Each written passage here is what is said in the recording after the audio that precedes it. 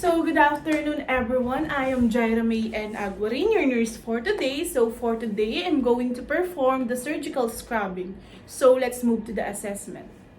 So, for the assessment of that, of course, number one, you need to assess for the presence of artificial nails or nail polish. The rationale, artificial nails should not be worn because water can easily trap between the actual artificial nails promoting the fungal growth. The number two, I need to examine the nails and forearms for the blemishes and lesions. Identify stop nurses who have active infection. And then, of course, rationales, staffs who have skin infection should be excluded from the surgical team. And also, brushes are used during scrubbing. Some experts caution that too much scrubbing removes outer layers of the epidermis and thereby exposing the bacterial flora and deeper skin layers. So for the implementation, you need to turn on the water and adjust the flow to lukewarm temperature. Rationale, warm water to removes less of the protective of the skin than hot water. And the number two, of course, I need to wet arms and forearms liberally, keeping arms and hands above the elbow level during the entire procedure. So the rationale, in this way, the water runs from the area that is the fewest microorganism to area with relatively greater number.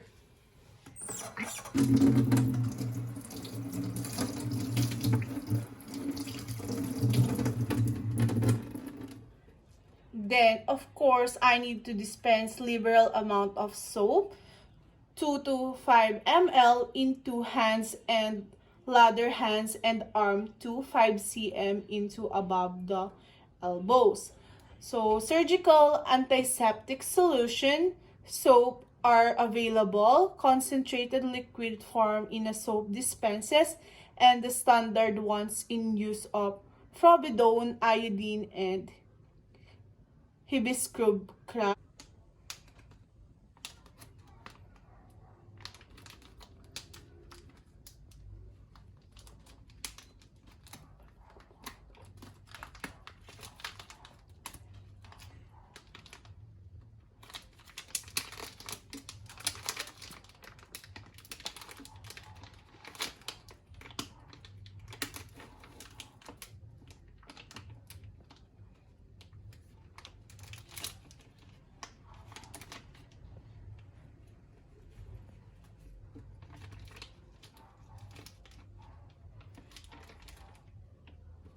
And then clean the nails with pile under the running water and discard the file after use. The rationale of that, to remove microorganism and dirt with the embedded of the nails.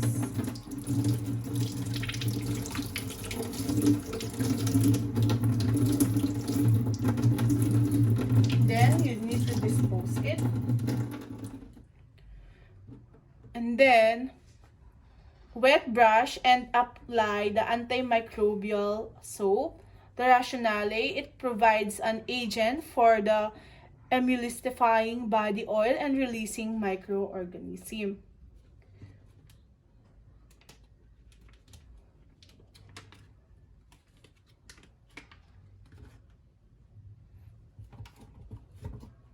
Going to apply. So it is provides an agent for emulsifying body oils and releasing microorganism. So here's the sponge.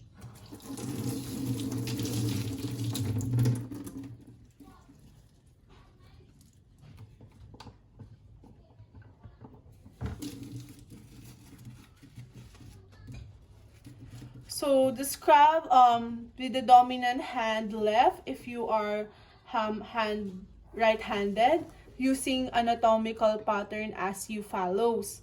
And then fingertips and fingernails, 20 circular strokes.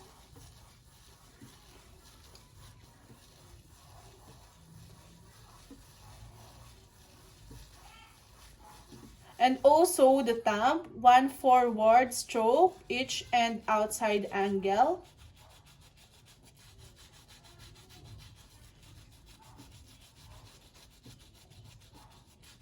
So inside the angle, the thumb interdigital brush strokes.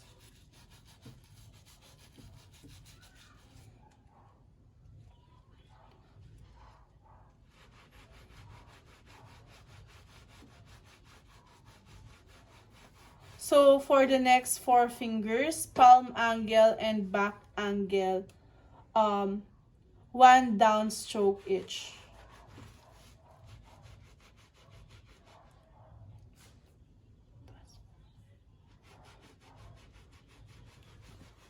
So 5 interdigital brushes, stroke each.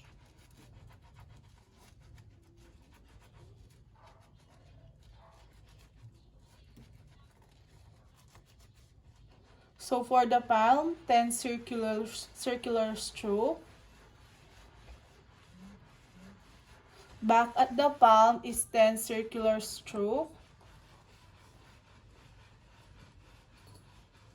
And then for the wrist, 4 angles, 1, 2, 3, 4. 5 circular strokes.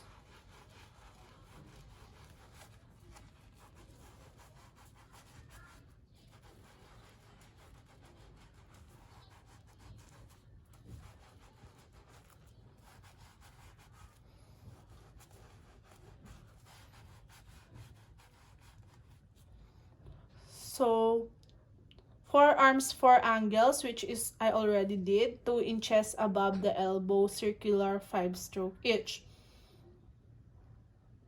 For wrists, 4 angles. So scrubbing proceeds from the area of the contamination to an area of greater contamination. Using the dominant hand, rime the brush sponge and pour cleansing agent onto it. Transfer the brush pan to the left hand.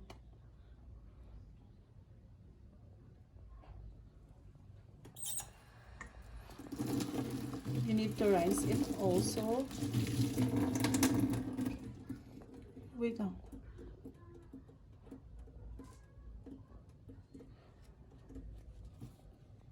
Transfer the brush sponge to the left hand.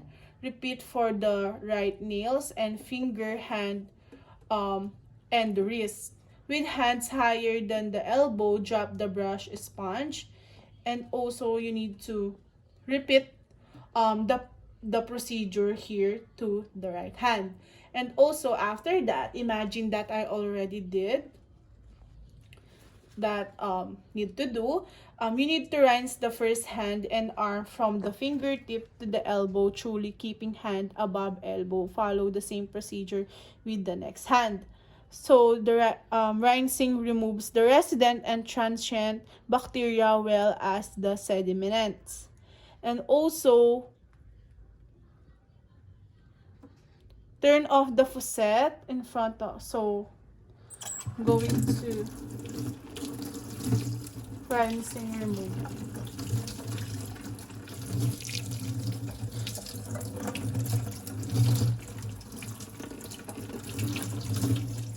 Turn off the faucet in front of you. Above the wrist is not high that axilla. And move forward to sterile area to dry hands with sterile towel to prevent contamination hands. And then keep your hands in front of you above the wrist, not higher than axilla, and move towards the sterile area to dry the hands with sterile towel. And then dry hand and arm, pick up the sterile towel, allow the towel unfold, and use up the first half to dry hand and arm.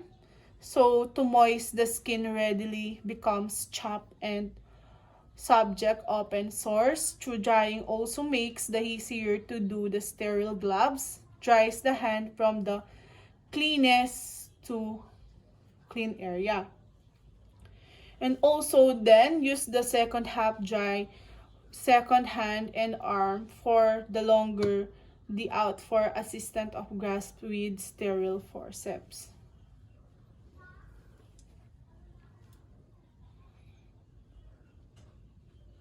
So for the evaluation, I need to document all the procedure done, including all the assessment findings. So in order to have accurate date or collaborative management and continuity of care. That's all for my red. Thank you.